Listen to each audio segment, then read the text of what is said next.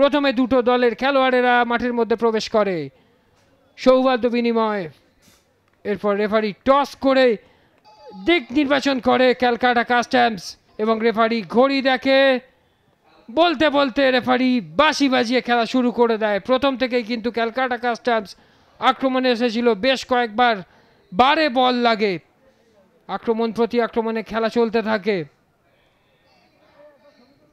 এইখানে আক্রমণের বিপক্ষে একটা গোল হয়ে যায়।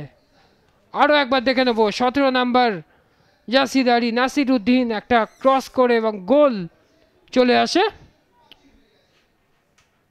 এখানে সেই দেবদত্ত বেশ কয়েকবার বক্সের মধ্যে ঢুকে গিয়েছিলেন। আবারও সেই ক্যালকাটা কাস্টমসের প্রচেষ্টা বারে লেগে ফিরে আসে, আবারও বক্সের মধ্যে ঢুকে গিয়েছিল, একদম সুন্দর একটা ব্লকড হয়।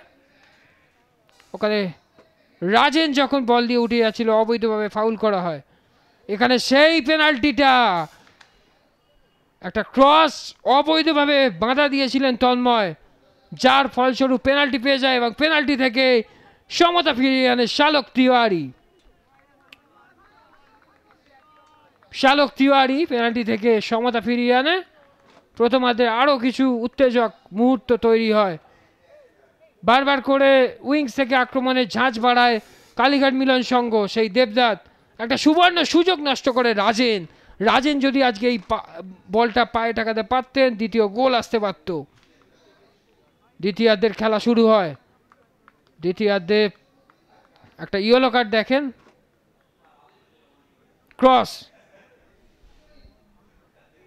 বারবার করে অমিত চক্রবর্তী কিন্তু আক্রমণে উঠে এসেছিল, ওখানে অমিত চক্রবর্তী চোট পেয়ে যায়। এখানে সুন্দর শট, বিকির শট, উড়ন্ত, উড়ে গিয়ে সেভ করেন আকাশ। রাজেনের সাথে একটা 1-2-1 সুন্দর খেলে নেন। এখানে একটা